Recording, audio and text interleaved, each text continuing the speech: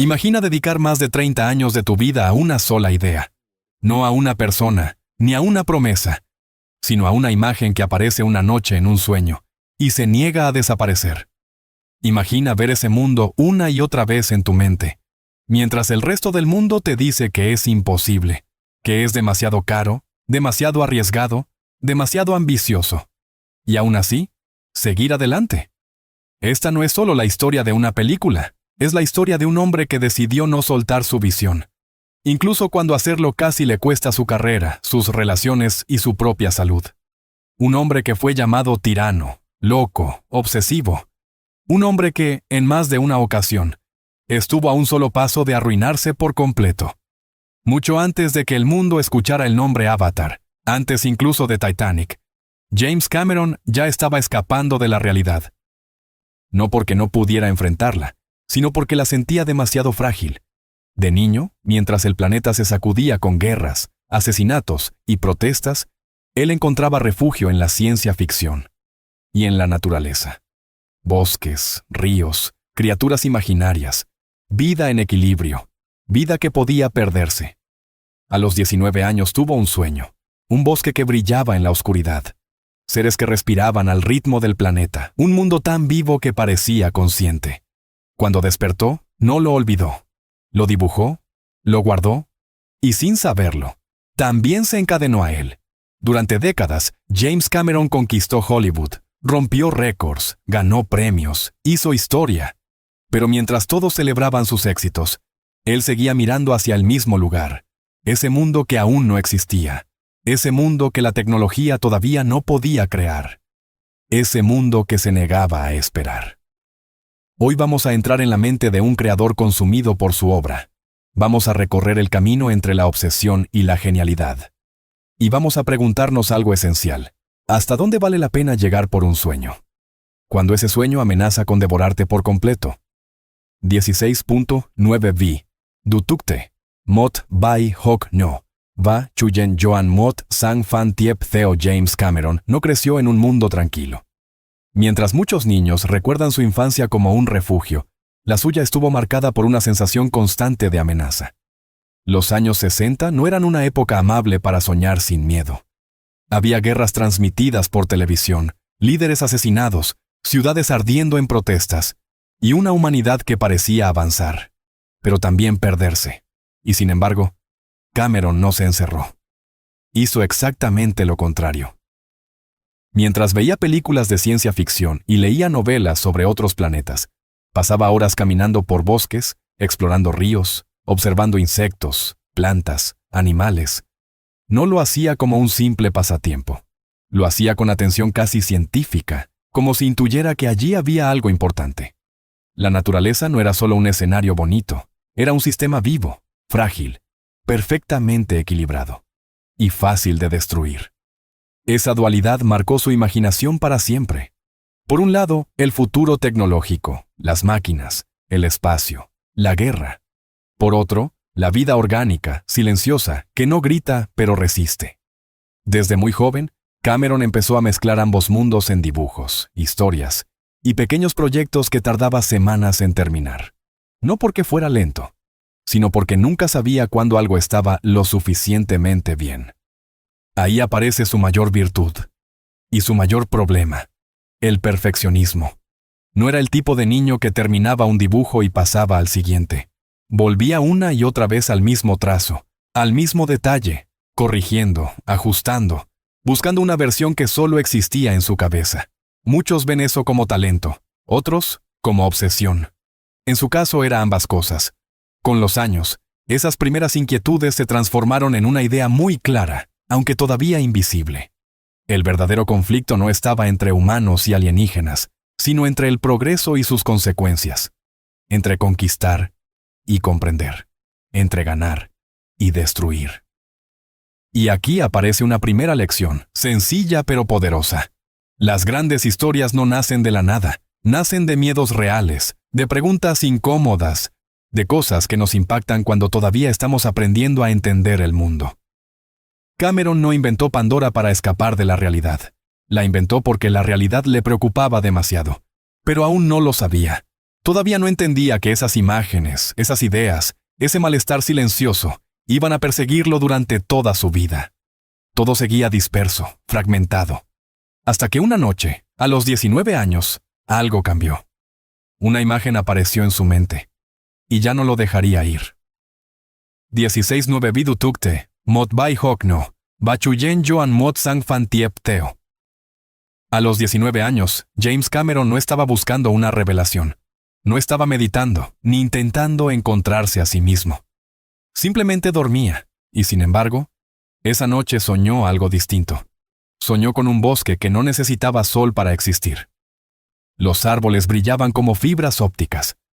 El suelo respondía a cada paso con destellos de luz. Criaturas surgían entre la vegetación, se elevaban en el aire y desaparecían con una naturalidad inquietante. Todo estaba vivo, todo parecía conectado.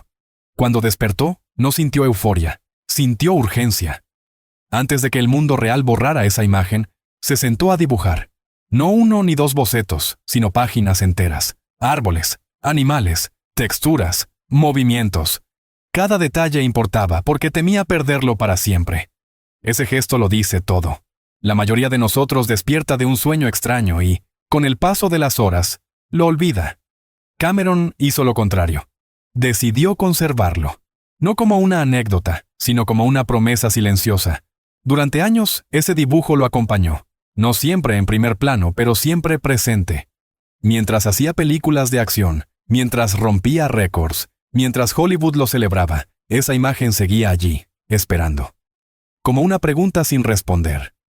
Aquí hay algo importante que entender. Ese sueño no fue el origen de Avatar en un sentido técnico. No era un guión, no era una historia completa, era algo más profundo, una sensación.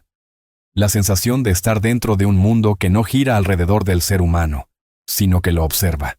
Muchos artistas hablan de ideas que los eligen.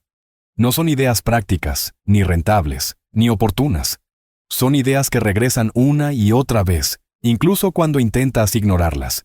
Eso fue Pandora para Cameron. Y aquí aparece una segunda lección. Simple, pero incómoda. Si una idea vuelve constantemente, no es casualidad.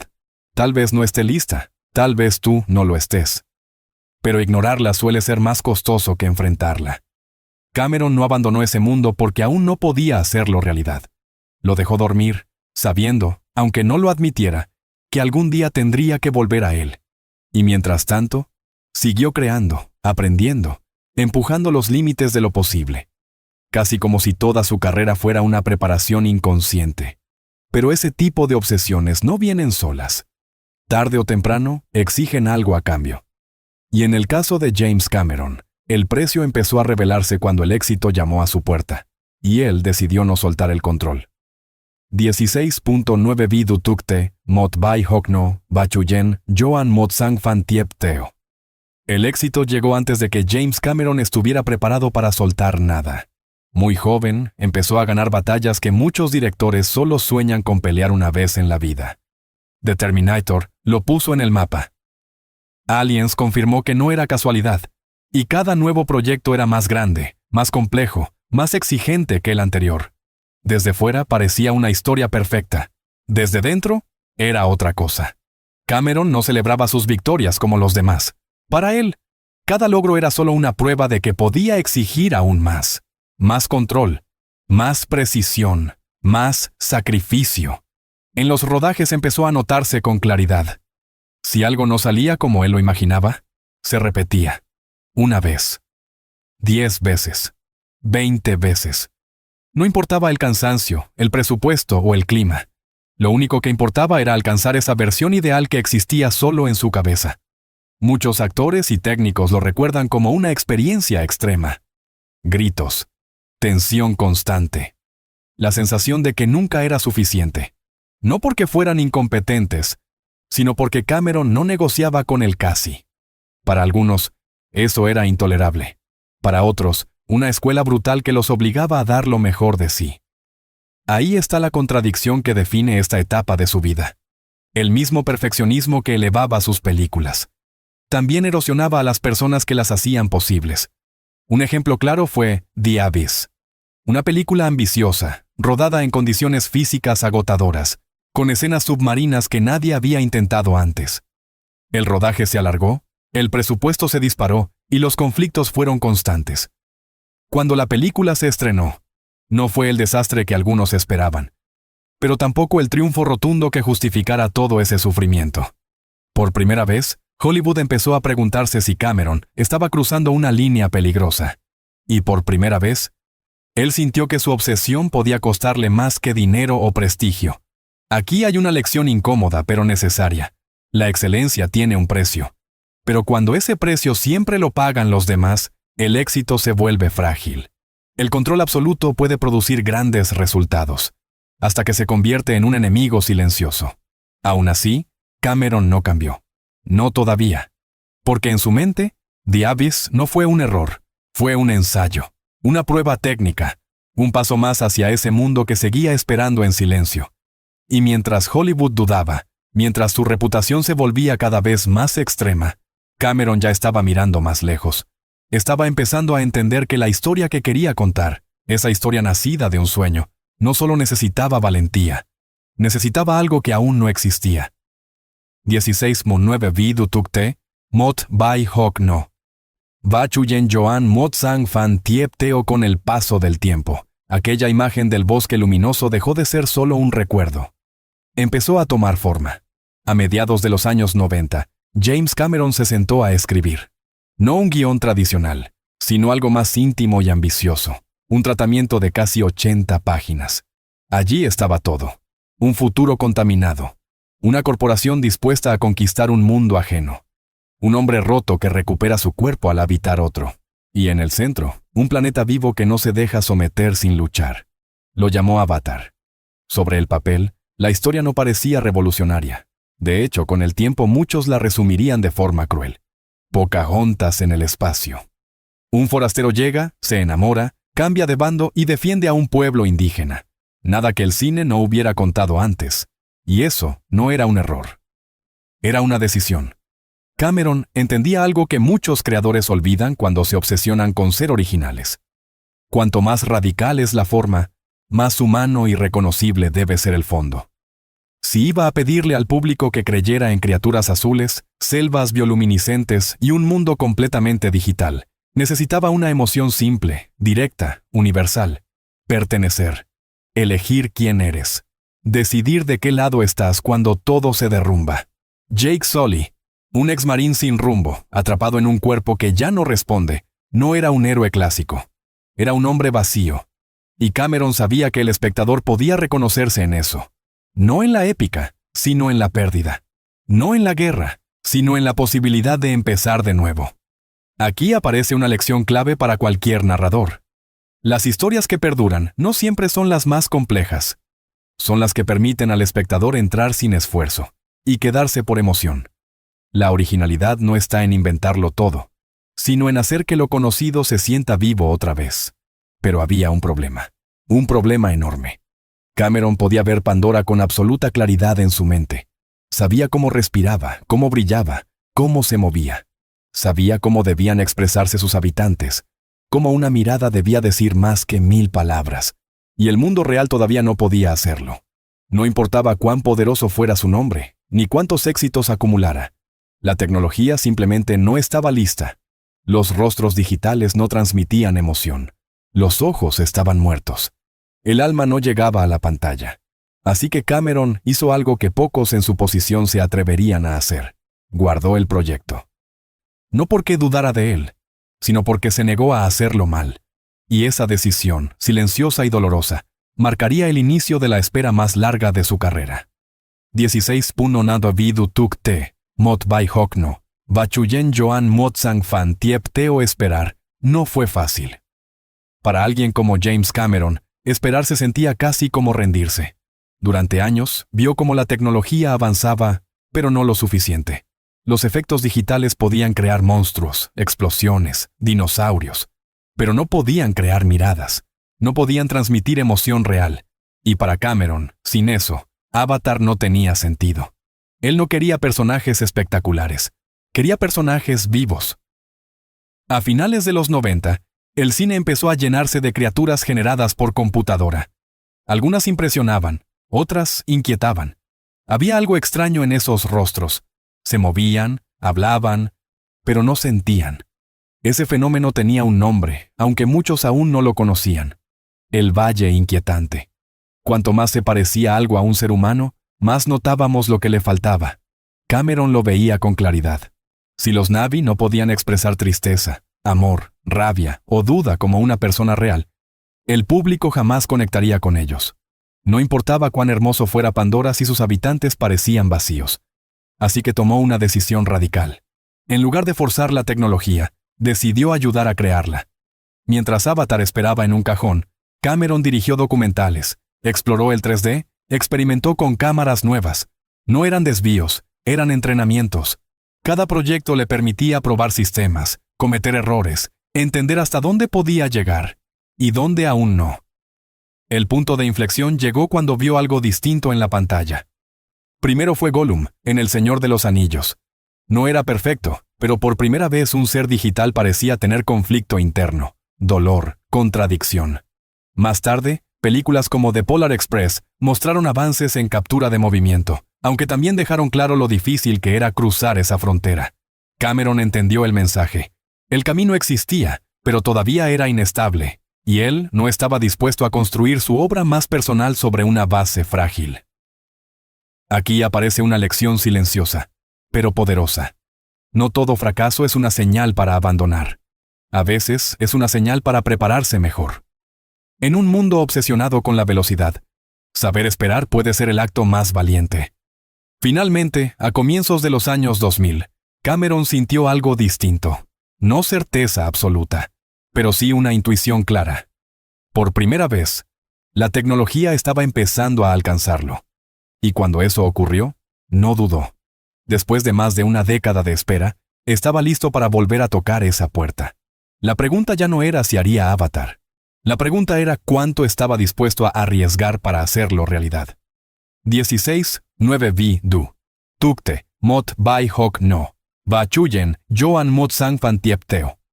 Cuando James Cameron volvió a hablar de Avatar, no lo hizo con timidez. Lo hizo como alguien que ha esperado demasiado tiempo.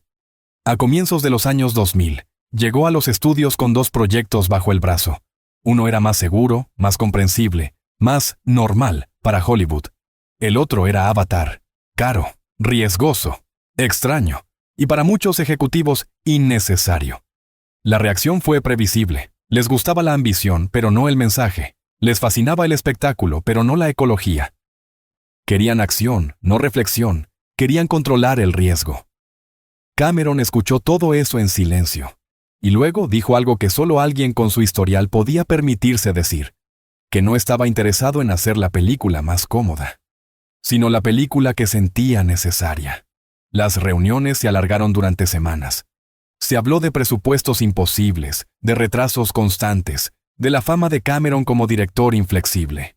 Algunos dudaban si estaban más locos por dejarlo hacerla, o si él estaba más loco por insistir. Al final, llegó el compromiso. Antes de invertirlo todo, el estudio quería ver una prueba, algo concreto.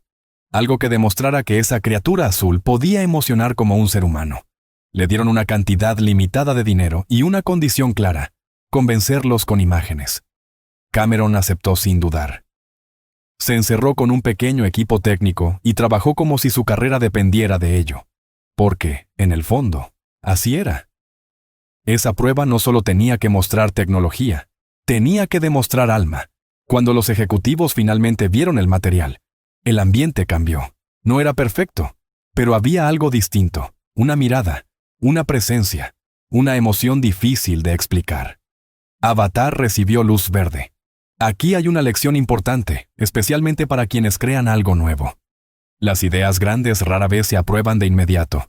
Necesitan pruebas, necesitan paciencia, y a veces necesitan que alguien esté dispuesto a arriesgar su reputación para defenderlas. Con el proyecto aprobado, James Cameron consiguió algo casi impensable en Hollywood. Tiempo, años para planificar, años para construir. Años para equivocarse antes de rodar una sola escena definitiva. Pero ese regalo tenía un precio.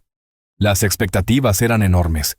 El presupuesto crecía, la presión también. Y ahora que la máquina estaba en marcha, ya no había vuelta atrás. Porque lo más difícil No era convencer a los estudios. Lo más difícil estaba a punto de comenzar. Convertir un mundo inexistente en una realidad emocional. Y pedirles a actores de carne y hueso que creyeran en él antes que nadie. 16.9 Vi du tukte, mot bai hok no. Va chuyen joan mot sang fan tiep teo. Convencer a un estudio era solo el primer obstáculo. Convencer a las personas sería mucho más difícil. Cuando llegó el momento del casting, James Cameron tomó otra decisión polémica.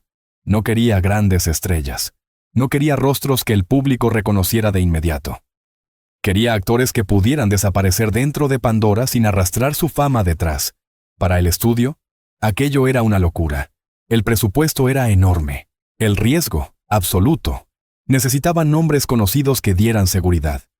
Cameron, en cambio, recordaba algo muy simple. Antes de Titanic, Leonardo DiCaprio tampoco era una garantía. La búsqueda fue larga y frustrante. Algunos actores famosos rechazaron el proyecto. Otros lo escucharon con interés, pero dudaron al comprender lo que implicaba. Meses actuando en trajes llenos de sensores, escenarios vacíos, criaturas que solo existirían años después en una computadora. Finalmente, Cameron encontró lo que buscaba. Sam Worthington no era una estrella. Estaba lejos de serlo. Tenía hambre, disciplina y una vulnerabilidad que encajaba perfectamente con Jake Sully. Zoe Saldaña aportó algo distinto. Control corporal, intuición física, la capacidad de expresar emociones intensas, incluso sin maquillaje ni decorados.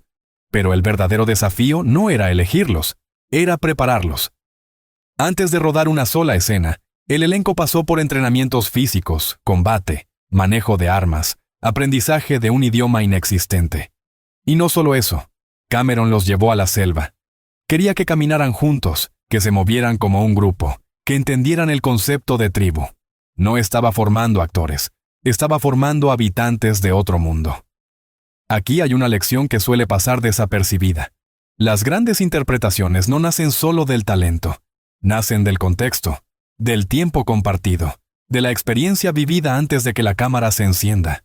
Cuando el rodaje comenzó, muchos entendieron por qué tantos actores habían rechazado el proyecto. No había decorados espectaculares, no había criaturas reales, solo un espacio gris, cámaras, sensores, y la exigencia constante de imaginarlo todo. Actuar en Avatar era actuar en el vacío, y hacerlo bajo la mirada de un director que no aceptaba medias tintas. Aún así, algo inesperado ocurrió. Cameron, conocido por su dureza, empezó a cambiar. No del todo, pero lo suficiente. Había aprendido, en proyectos anteriores, que el control absoluto no siempre producía mejores resultados. Escuchaba más, explicaba más, exigía igual, pero con otro tono. El rodaje fue largo, intenso, agotador. Y cuando finalmente terminó, muchos pensaron que lo peor había pasado. No sabían que para James Cameron, la verdadera película apenas estaba empezando. Porque si crear Pandora había sido difícil, perfeccionarla, cuadro por cuadro, estaba a punto de convertirse en su prueba más dura. 16.9 Vi du tukte, mot bai hok no, va chuyen joan mot sang fan tiep teo. Cuando se apagaron las cámaras, nadie respiró aliviado, al menos no James Cameron. Para muchos directores, el final del rodaje es una liberación. Para él, era el comienzo del verdadero trabajo. Durante meses, que pronto se convirtieron en años, Cameron se encerró en salas oscuras junto a cientos de artistas digitales. Cada escena pasaba por sus ojos una y otra vez. No buscaba errores evidentes. Buscaba imperfecciones invisibles para casi todos. Un gesto que duraba una fracción de segundo. Una mirada que no transmitía lo suficiente. Un parpadeo mal sincronizado. Había planos que tomaban semanas en completarse, y que él pedía rehacer por un detalle mínimo. No por capricho, sino porque sentía que, si el público notaba algo extraño, aunque no supiera explicarlo, la ilusión se rompería. Los equipos de efectos visuales trabajaban bajo una presión constante. Sabían que cada píxel podía ser cuestionado, pero también sabían algo más. Estaban participando en algo que nunca se había hecho antes. Hubo un momento clave. Un plano sencillo en apariencia. Neytiri llorando. Nada de explosiones. Nada de espectáculo. Solo emoción. Cuando Cameron lo vio terminado, guardó silencio durante unos segundos. Luego dijo una frase que el equipo nunca olvidó. Ahora, Esto es cine. Ese instante justificó meses de agotamiento, porque por primera vez, Pandora no solo se veía real, se sentía real. Aquí surge una lección difícil de aceptar. La excelencia verdadera no se alcanza rápido. Requiere repetir, corregir, volver atrás, incluso cuando todos quieren avanzar. Pero también exige saber reconocer cuando algo ya funciona. Cameron rara vez se permitía ese momento. Y el precio empezó a notarse. Dormía poco. Trabajaba más de 15 horas al día. A veces ni siquiera regresaba a casa. Se quedaba dormido en el estudio y volvía a empezar. Su cuerpo se agotaba, pero su mente seguía empujando. Mientras tanto, fuera de esas salas oscuras, el mundo comenzaban a hablar de Avatar, algunos con entusiasmo, muchos con desconfianza. Demasiado CGI, demasiado larga, demasiado rara. Cameron ya había vivido eso antes, con Titanic. Sabía que el ruido previo al estreno no significaba nada, pero aún así, cuando el calendario avanzó y la fecha de estreno se acercó, sintió algo nuevo. No miedo al fracaso económico, sino una duda más íntima. ¿Y si el público no sentía lo mismo que él había sentido durante todos esos años? Con esa pregunta en mente, hizo lo impensable una vez más. Volvió a la sala de edición, cortó escenas, ajustó ritmos, afinó detalles hasta el último momento posible, porque si Avatar iba a caer, al menos debía hacerlo siendo exactamente la película que él había soñado. Y entonces, finalmente, llegó el día. El momento en que Pandora dejaría de ser solo su obsesión, para enfrentarse al mundo real. 16-9 Vidu Tukte, Mot Bai Hok No. Va Chuyen Joan, Muot Sang, Fantiep Teo. El estreno no fue una explosión inmediata de euforia. Fue algo más silencioso. Y más poderoso. Las primeras proyecciones terminaron y la gente salía de la sala sin hablar demasiado. No porque estuvieran decepcionados, sino porque necesitaban unos segundos para volver, para recordar dónde estaban, para aceptar que, durante casi 3 horas, habían vivido en otro lugar. Eso era lo que Cameron quería, no aplausos instantáneos. Inmersión. Poco a poco, algo empezó a cambiar. Las entradas se agotaban, las funciones se llenaban de nuevo. La gente volvía a verla, no una, sino 2 y 3 veces. No para entender la historia, que era sencilla, sino para sentir Pandora otra vez. Avatar no solo fue un éxito de taquilla, fue una experiencia compartida.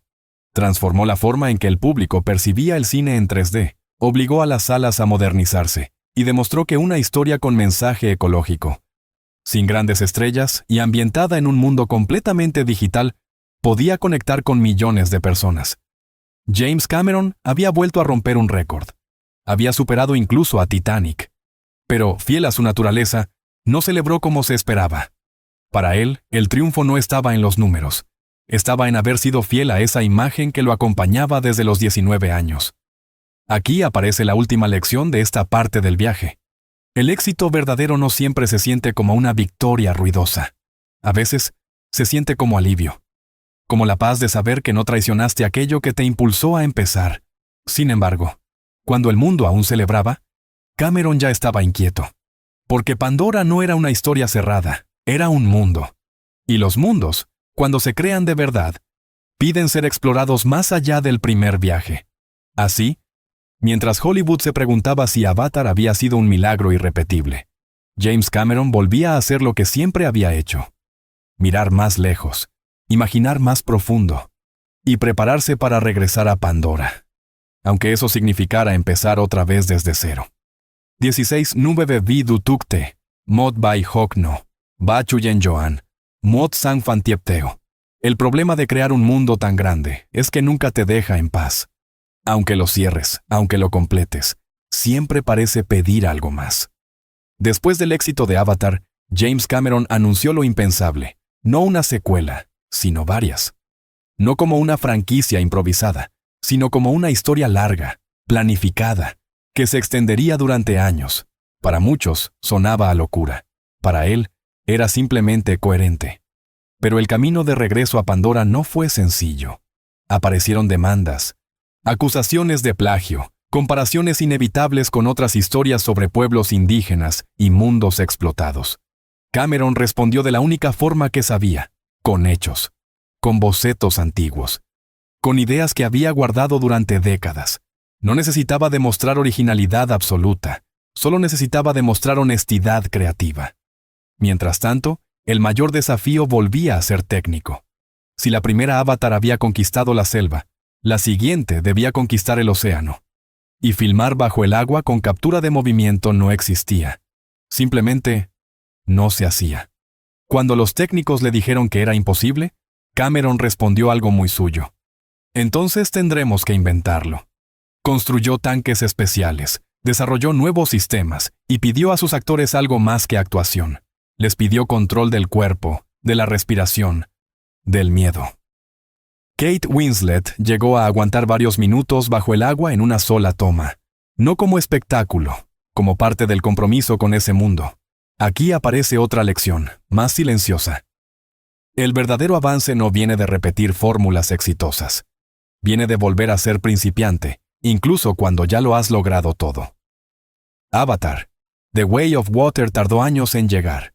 Muchos dudaron, otros perdieron interés, pero cuando finalmente se estrenó, ocurrió algo familiar. El público volvió. Pandora seguía viva. No era solo nostalgia, era continuidad emocional. Hoy, mientras Cameron sigue trabajando en las siguientes entregas, una pregunta flota en el aire. ¿Es Avatar su mayor creación? ¿O su mayor prisión? Tal vez ambas cosas. Porque hay artistas que crean obras, y hay otros que crean mundos, y cuando eso sucede, la obra deja de pertenecerles por completo. En el último tramo de esta historia, queda algo por entender. No sobre tecnología ni sobre taquilla, sino sobre lo que ocurre cuando un sueño te acompaña toda la vida. Y decides no soltarlo nunca.